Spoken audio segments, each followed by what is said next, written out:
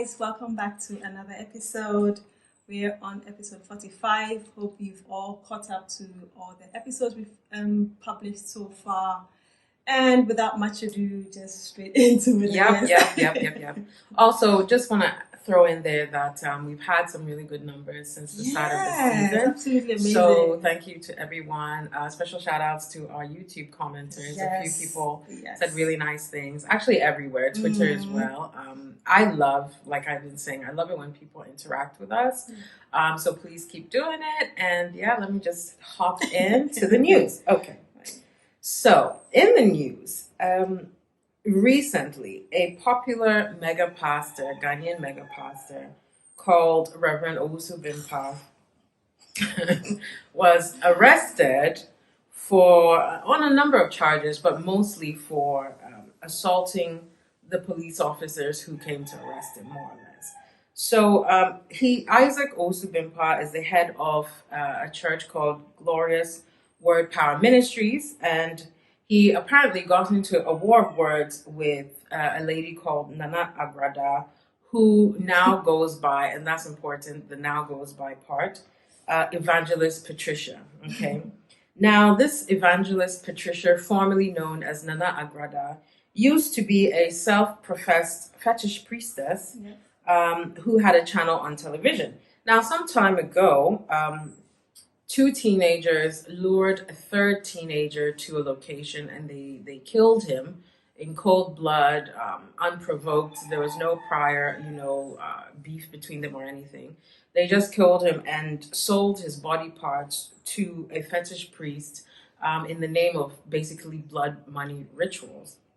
And so there was, Ghanaians, we like to, everything will peak for about a 2-week cycle and then we forget again. But during those 2 weeks, people were coming down quite hard on these, malams, which is, and fetish priests and self-professed, miracle work, whatever they call themselves, that operate outside of, I guess, traditional, not traditional, but Christian circles, because prophecy and all that kind of miracles is very much accepted if you're in church, but suddenly once you're outside, then it's witchcraft, right? But anyway, part of it is because obviously they ask for, body parts and things like that to carry out these rituals. So anyway, because she had a channel on TV and she was very visible, she was one of the people that, got targeted for having corrupted the youth and so on and so forth. And her channel got taken down. Now, literally 5 minutes later, like it was probably 2 weeks or something, she popped up again, having reinvented herself, calling herself now Evangelist Patricia, and that she's given her life to Christ. And she even visited this Reverend Owusu Bimpa's church, who was like, do not judge because you never know who God can use. The scam of it all, the scam of it all. But anyway, and she donated money to his church and all was hunky-dory. And then suddenly things have apparently changed and they got into a mudslinging competition. And apparently she said she'll deal with him or something like that. And he rounded up some of his goons. And this is these two people claim to be people of God, right? Thank you. Right? He rounded up his goons and went to her house. Saying like, what's up? He was talking all that mess. What you gonna do? So apparently she came out with a gun, which they grabbed out of her hands, and somebody was gonna shoot, and they're like, no, don't listen, a mess. Anyway, so thereafter, these same goons of his were making videos with guns of their own, threatening her, and so on and so forth. And eventually it got to the police and they're like, okay, let's reel this in, and you can't be making threats of bodily violence against people. So they went to his church to arrest him, and his, again, same goon squad and some members of the church who were there decided to go, said they were going to die for this man. So they decided to get into a tussle with the cops. A few of them were injured, and then a bunch of them were rounded up, including Owusu Bimpa, although some are on the lam and they're looking for them. So they remanded him to the police station, and apparently he was denied bail for the first week. And of course he fell sick. Now there's this trend where the minute somebody of a certain profile gets arrested, they suddenly get sick, because the scam is you go and lay in the police hospital for the entire duration of whether your prison term or your jail term, because that's the cushier, more comfortable option. But this time, you see, part of the reason was apparently this also Bempa is affiliated with the NPP government Yes, I and heard the president. that as well. Yeah, that he helped them win Or or whatever the hell that means. Yeah, He I don't just know what that predicted. You see, Ghanaian pastors apparently they spend their days doing lottery predictions, election predictions, who's gonna win football, things of no use. Anyway, so he apparently had always been very adamant that Akufo-Addo was going to win the previous elections, and that apparently swayed a lot of his followers because he has a large following. And so because of that, he feels like he's owed or something. So apparently he had even said at one point that he can never be arrested in this country. So anyway, they had to prove a point. So even though he was rushed in quotations to the hospital, after 2 hours, they sent him right back on to jail. They're like, no, did? Oh yes, I didn't you get good. that part. No, you go back to jail. And so basically that's the only lesson he's going to learn because he's probably going to be out by the time this even drops.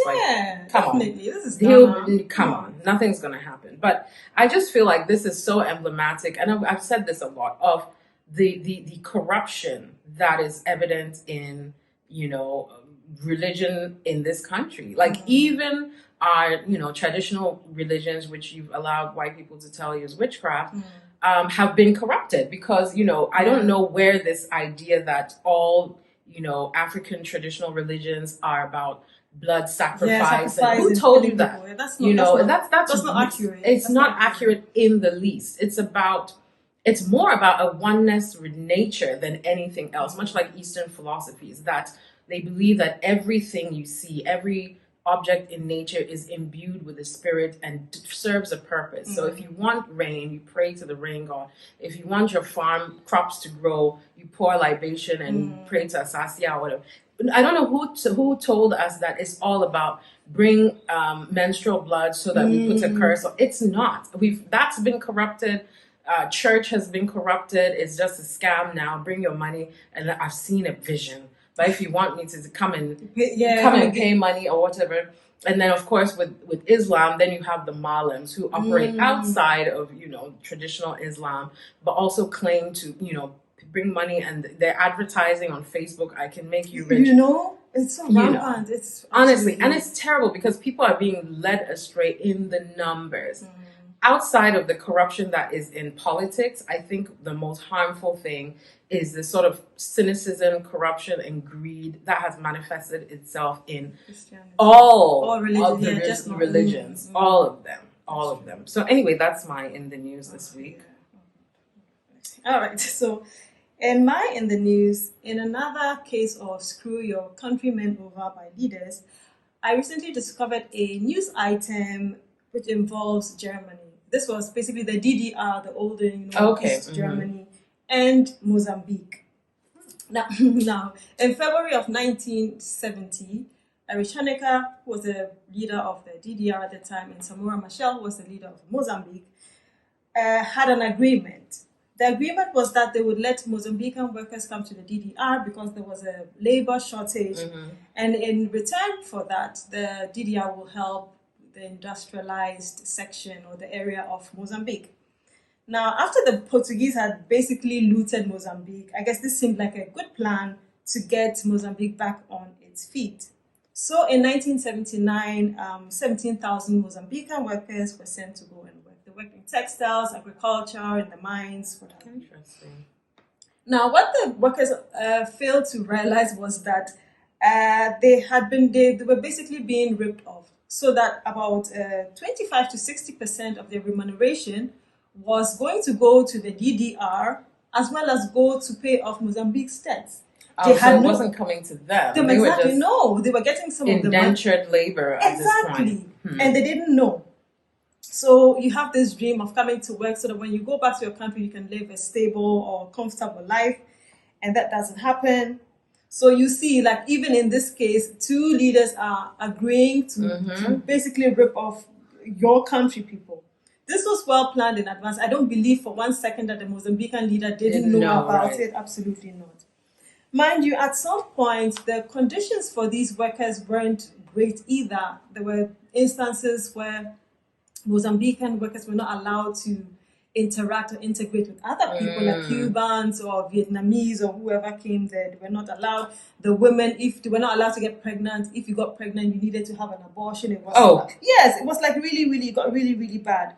They started experiencing racism. Some were beaten. You know, the typical get called monkey, or somebody's coming in, they're telling you it's getting really dark here just because you're dark skinned. Now, after the wall fell in 1989, it became even worse because then the population of DDR now saw the Mozambican workers as competition, and then there was an increase in neo-Nazi attacks and all that.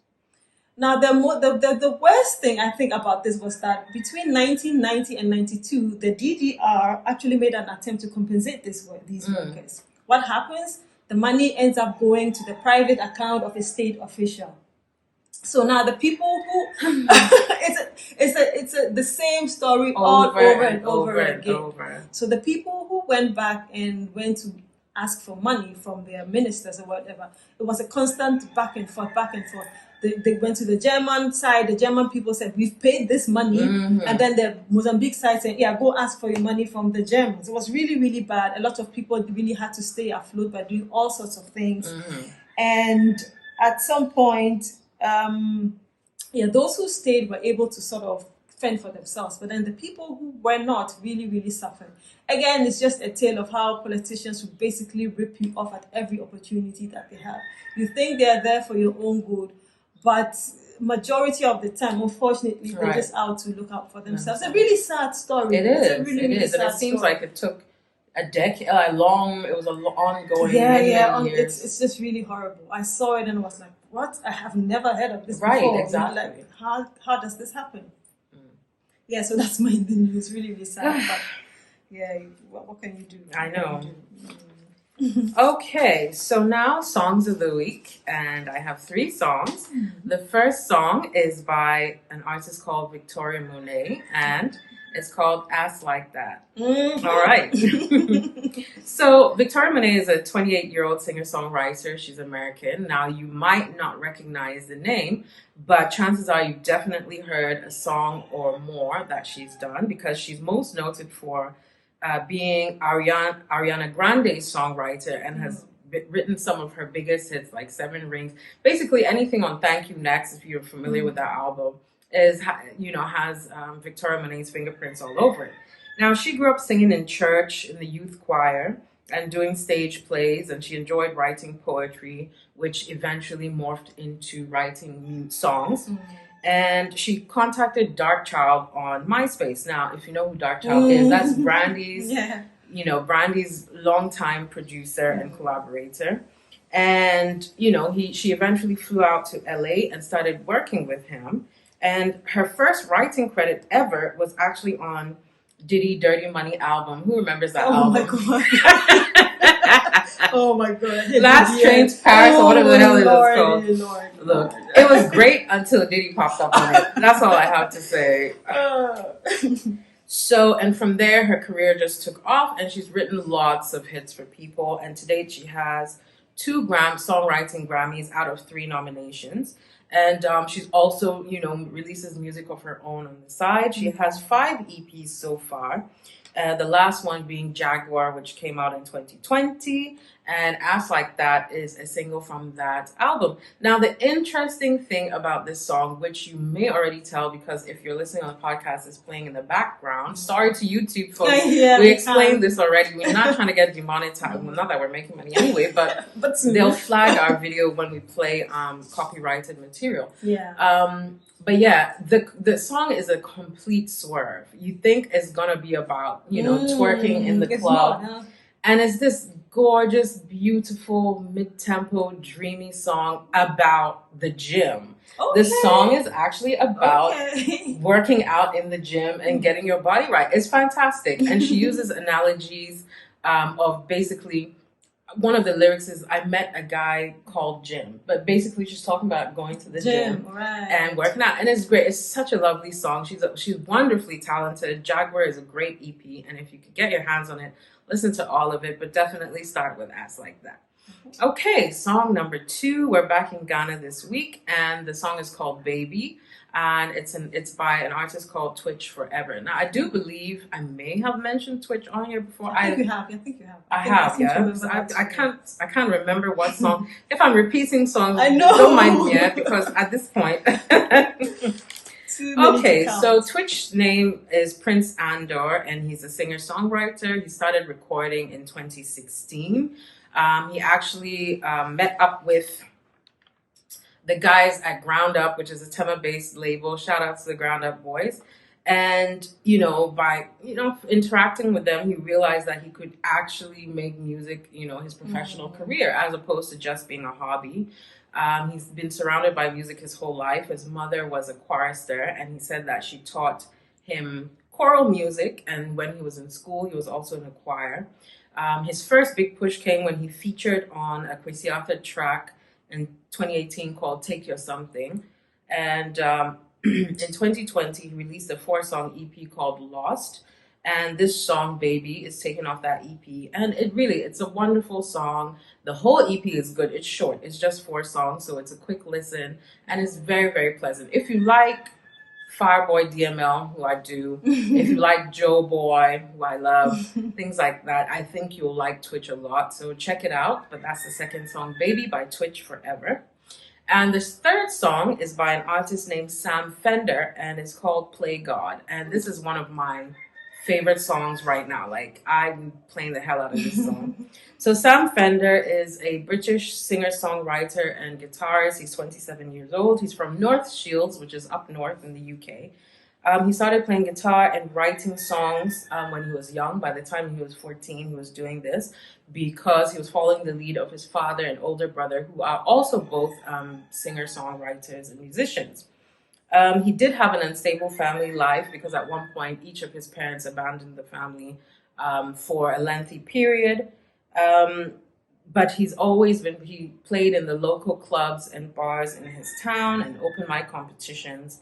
And that's where he got discovered. So his first single ever is actually Play God, and he released it in 2017. But he didn't start getting buzz until about 2018 when BBC Sound Of featured him on the 2018 playlist. Now, if you don't know BBC Sound Of, you really should keep track of it because it's a great way to discover. They do a short list of their favorite artists of the year, and all your faves from the UK have basically been on BBC Sound Up. Now, they always pick a winner, but anybody that's like on the short list, excellent. So he appeared on BBC Sound Up, and that's when his career took off.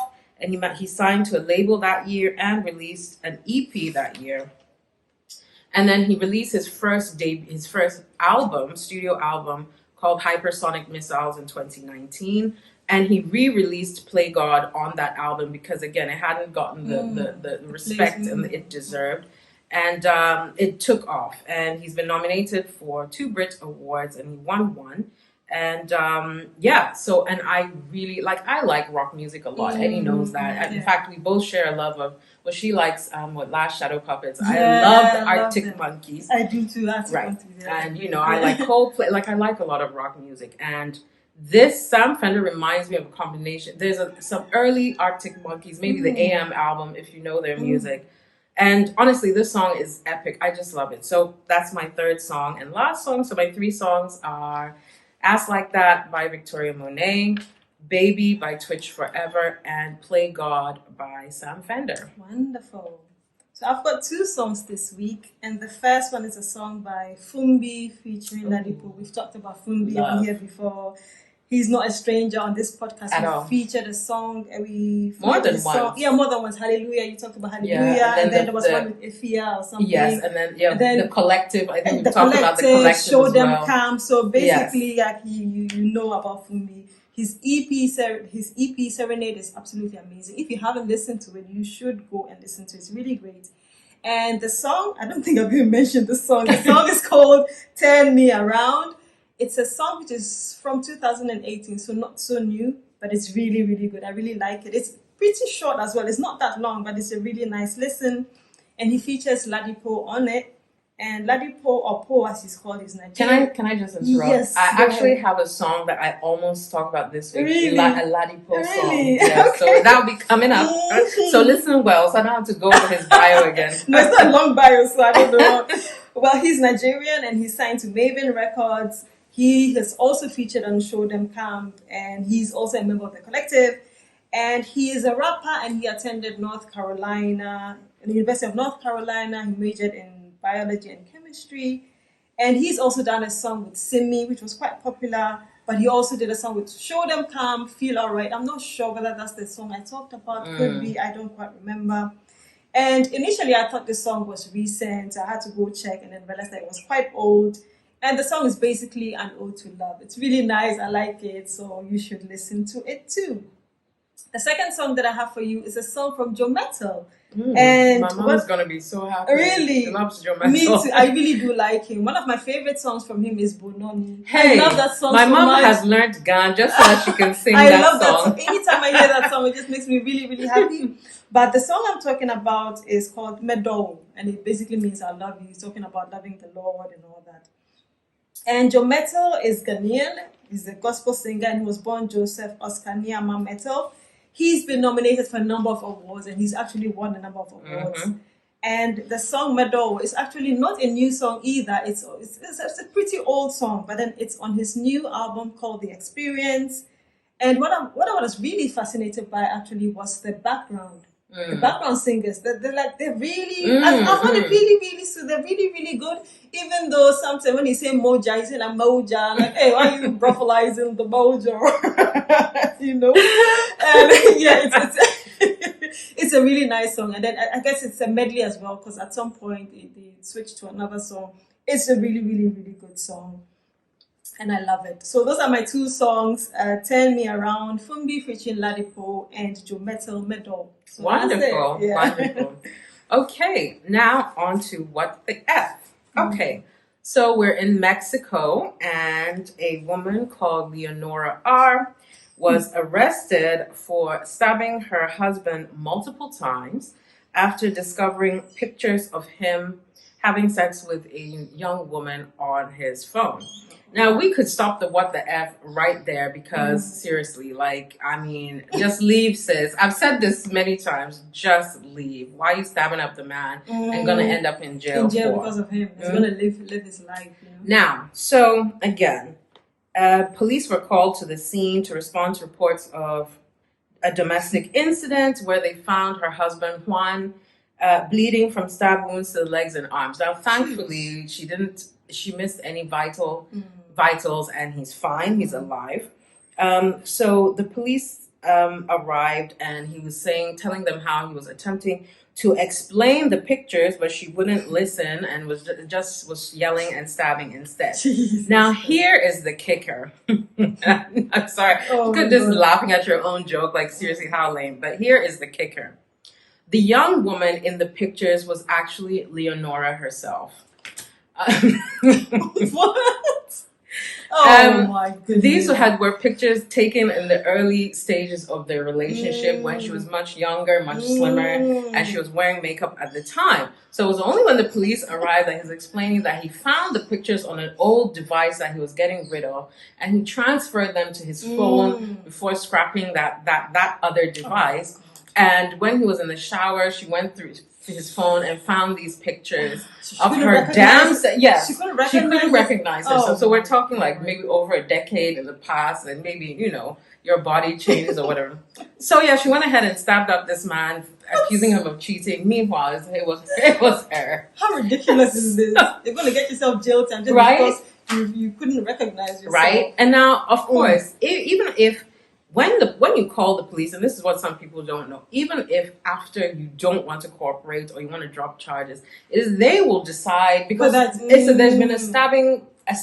There's a stabbing victim and everything. So whether or not you meant it or whatever, they don't necessarily, they might just decide to pursue it because, I mean, you need to be, you know, like, what is that? So much. Oh my God. That's insane. That's insane. Okay. So in some more bizarre news, in the UK, a white supremacist has been given the option to avoid jail time if he does this one thing. So, Ben John, 21, is from Lincoln, and he was convicted of downloading bomb-making instructions, something which usually carries a maximum term of 15 years.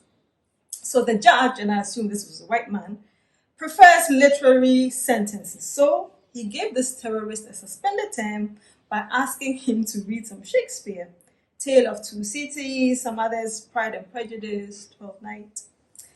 So, and Ben John has until January 4th, where he'll be tested on his newly acquired literary knowledge. Of course, Ben's lawyer will defend him and say, okay, yeah, he's not likely to cause harm. And you know, all the other coddling that you get when white men try to do. He's, you had a troubled upbringing. Exactly. Now, this story really riled me up because we all know that if there was a black man or a non-white person, this person would have been on a no-fly list, all sorts of restrictions, what have you. They might have even put him in jail. Of course, with no bail, because they'll say he's a flight risk or something. You certainly wouldn't be given the option to come and do performance of Shakespeare in lieu of going to prison. These are the ones that went and stormed the Capitol. These ones. Exactly. And so you let him do this Shakespeare, and then he goes right back to looking for bomb making instructions. Right, exactly. And then everybody's going to pretend to be shocked when he actually bombs the library or something. Really, really ridiculous. But then that's a what the F for you. White men will get away with almost anything. I tell you. Yeah, it's a shame. Okay. Yeah, so that's it for all right. So on to the two Pesewas this week. And you may have seen the title already, which I don't know. I haven't decided on the title yet. But the working title for now is Then Go Marry That Woman. Yeah. Dun, dun, dun. Okay. Now, before I get into the meat of it, I want to introduce something for you to, keep in the back of your mind. All right. So there is a psychological phenomenon coined by Sigmund Freud, who is like a very well-known psychologist, psychotherapist, psychoanalyst. And it's called the Madonna whore complex, or saint versus slut, right? Now, the original definition of Madonna whore complex is a psychological complex that develops in men who see women either as saintly Madonnas, right? Now, Madonna here is referencing Jesus' mother, or debased whores, right? The result being that these men desire a sexual partner who has been degraded, i.e. the whore, but they cannot sexually desire the respected partner, aka the Madonna or the saint. Said Freud, where such men love, they have no desire, and where they desire, they cannot love. Now, his logical conclusion of this was it led to a form of psychic impotence. Now, what we're going to talk about today is the way in which the Madonna whore complex is very evident in whether it's media, but also mostly, which I'm going to talk about now, interpersonal relationships between men and women. And it's still extremely prevalent and is actually the underlying explanation for a lot of the behaviors you see men manifest and also the problems that arise. Okay, so let me set the scene for you. You're minding your business, you're living your best life, okay, and somebody who either is interested in you in person or follows you online or something takes it upon himself to express certain concerns. Oh, and you know the ones. Hey, you're very pretty, but you wear too much makeup. Or you wear too much weave, or your nails are too long, or you're so beautiful, but why do you have to dress like this? Why don't you tone it down a little bit? So on and so forth. Or, hey, I saw you posted that you can't cook. How will you marry? Because men don't like women who can't marry, or you're very opinionated. Men don't like women. Okay. So my, confusion and answer to that is like, okay, well, if you don't like women that wear makeup, why are you here? Go look for somebody who doesn't wear makeup. So like I said, the title, so go date/marry that woman. The one that doesn't wear the weave, has her hair all natural, the one that doesn't talk a lot, the one that doesn't have fake nails, whatever it is, the one that doesn't wear body condom, whatever it is you claim to be looking for, You'll go find it You'll in that find person it. over there. Why are you all up on my page stressing me out and demanding things of me when you don't even know me, right? Mm-hmm. And this happens a lot. I think every woman can relate to this because everybody has had somebody who has no right to be questioning you, telling you that you out need to change. Sometimes that's total and it's usually people that are interested in you in a way, because then they're like concerned in quotations, right? So another version of this would be you're communicating with a guy who swears up and down that you are his ideal woman, right? Somebody he can take home to mom, you know. Basically, you're the saint, right? You are the Madonna. And then one day you take a look on his Insta or social media or something, and you realize that every single girl he's following on there is a slay queen. The exact opposite of the things he claims that he desires and he's attracted to in a person. He's online watching Botos and the girls in the skimpy outfits with the long weaves and all the things he claims to not like, right? Now let's take this to the logical conclusion. Let's say you are the saint, you are the Madonna, and you end up married to this man. And suddenly, you know, over time, your husband doesn't want to come home because he finds you boring or something, because he went and married the saint when that's not what he truly desired. You can see where I'm going with this. Right. And then for a lot of people, it actually becomes worse when you have a baby, because at that point in his brain, you are reconfigured as the mother figure, the pure, untainted, whatever. Therefore, he feels like he cannot then associate sexual desire with you because you're a mother, you're the Madonna, you're the saint. Therefore, he's running around on Legon campus looking for small girls to chop. Right? Now, all of this, again, can be explained by the Madonna whore complex.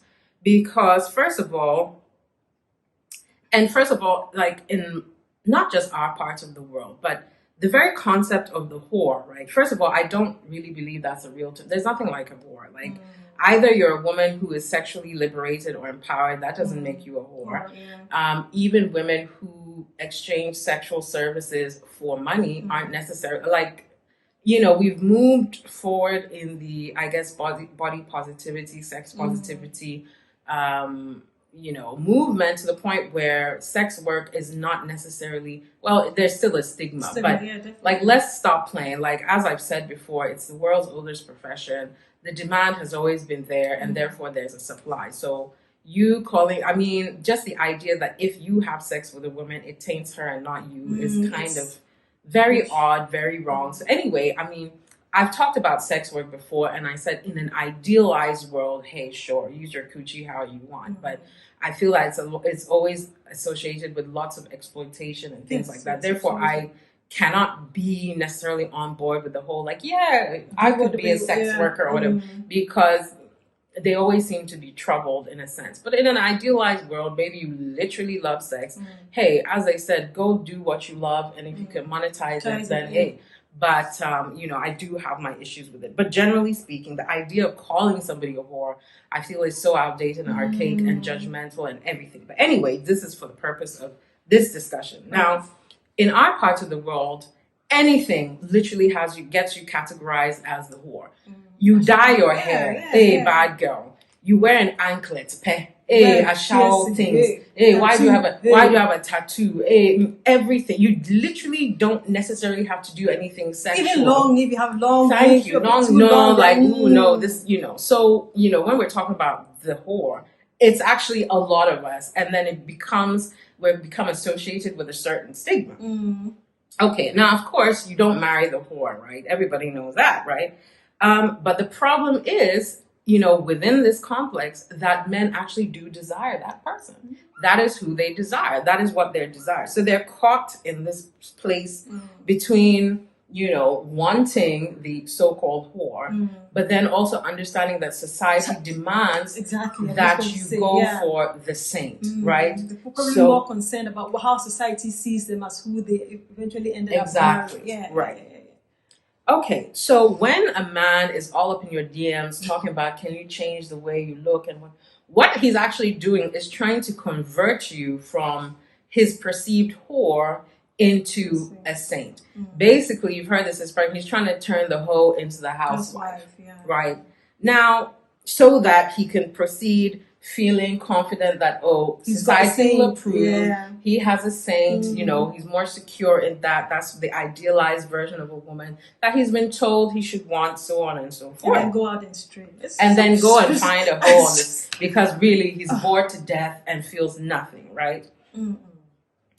And again, this dichotomy is really silly, because if anything, everybody is a little bit of saint and a little bit of sinner, right? We all have, you know, the sexual side of us, but we all have the, I guess, more decorous side as well. There's nobody who's all one thing or all another. And if they claim to be all saint, they're probably lying, because they're just doing it because they don't want to be judged, and so on and so forth. Okay, so, and now, as you can imagine, this kind of dichotomy that men put on women, how they perceive them, has created lots of nonsense. It affects relationships, interpersonal skills. It forces people go and marry people they don't actually want to be with, you know, and you know, they're cheating on the side with the people they actually want, but don't feel they should have, you know, and women to end up stuck.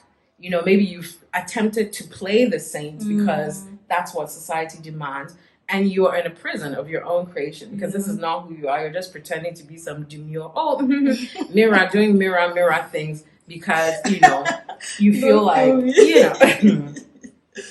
And you'll find that this sort of messaging also is prevalent in media. When you think of female celebrities, either they're like, oh, this one, she's decent. You know those words. You know, oh, she's very decent. You know, and then this one, oh, this girl, when, you know, you don't actually, and everybody, it's like you have to be put into a category. And the kind of roles they even, you know, film roles, the kind of film roles you see them take, because they like, you're perceived a certain way, and they're like, oh, you couldn't play a school teacher convincingly because you don't have that look or whatever it is. We do it all the time, and it's really silly. And honestly, I feel like at the end of the day, go be with the woman you want to be with. If truly you want a saint, go marry that woman. Don't come be pressuring the so-called hoes online about their appearance, how they talk, how they walk, how they look, or whatever it is. And if you want a hoe, Charlie, go get you a hoe. And again, like I said, it's not a real term, but that's the name of the complex. And you know, feel that passion and just be with whoever you want. The idea, we taint women too much. It could all be so simple. It could all be so simple. But you'd rather make it hard. Right? Shout out to Lauryn Hill. And yeah, that's my two pesewas this week. Great. Go marry that woman. Yeah, something to think about. Yeah. Thank you. All right. So in my two pesewas today, we're talking about expressions or idioms and their origins. So fun! Yeah, good for you. I love etymology. Okay. So the first one I have for you is moron, a moron, and the meaning is a stupid person.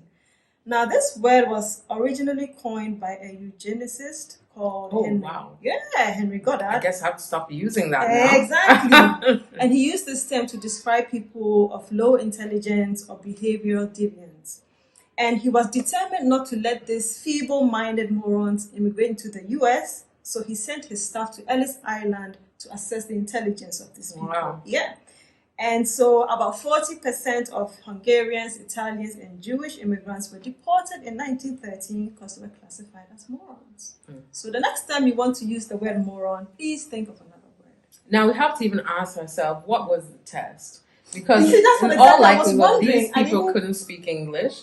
And if you go and present them with a something, test, obviously, I didn't look into that. Or like the test is culturally biased, because that's the thing. When you ask them about stuff they can't possibly know about, and then say, who are you to say what is intelligence? Thank you. Exactly. Like, how do you determine intelligence? According to what you feel is intelligent, or according to whom? There's an expression. Well, they said Einstein said it, but nobody really knows that if you judge a fish by its ability to climb a tree, the fish will live its whole life thinking it's stupid. Meanwhile, it's not right, you know. So, okay. So the next one is mumbo jumbo, an expression which refers to something which is nonsensical or gibberish.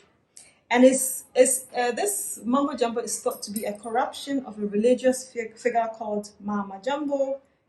And this masked figure participated in ceremonies. And this is somewhere in Africa, I've forgotten exactly where. And a clerk called Francis Moore ended up transcribing the name as Mambo Jumbo in his book Travels to the Inland Parts of Africa. And it's about a century later, it will come to be known as, come to be a term used for gibberish and all that. This is gibberish. But yeah. That's Mambo Jumbo. Now, the third one is Eeny, Meeny, Miny, Mo. So the full nursery rhyme is Eeny, Meeny, Miny, Mo, catch a tiger by the toe. If he hollers, let him go. Eeny, Meeny, Miny, Mo. In the late 1800s, tiger wasn't really tiger, but rather the N-word. So, yes. So that's enough said. The next time you're thinking about getting your child into Eeny, Meeny, you might want to think a bit about the history behind it. Yeah, exactly.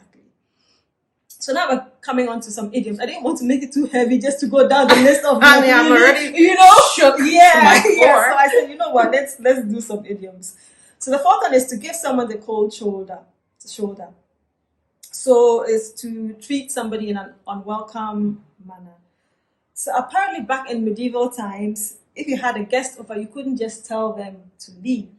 So what you did, the custom was to give the guest a piece of the shoulder of pork or beef or mutton, which was cold, and that was their sign. And that was the sign for them. You gotta go. The next one is to turn a blind eye, and that means to deliberately ignore facts or refuse acknowledgement of truth. And the most popular and common origin is said to be it's a comment made by an Admiral Horatio Nelson. So he was blind in one eye. They were fighting some kind of war. The person, his superior, I guess, or his battle mate, gave him some instructions. And Nelson was convinced that his way was the right way. So he looked through a telescope, but he used his blind eye to look through this telescope so that he pretended not to see the signal. Exactly. And he's also reported to have said that he reserves the right to use his blind eye every now and then. So that's to turn a blind eye. Interesting. So the sixth one is throwing the baby out with bath water. I actually know this one. Okay, so I hope it's the same thing because there are a lot of differences online. Now, that is getting rid of something valuable in the midst of getting rid of something unimportant or unnecessary. Now, in the 1500s, families bathed only once a year. I'm sure these were... Anyway, let me not say what I wanted to say. So the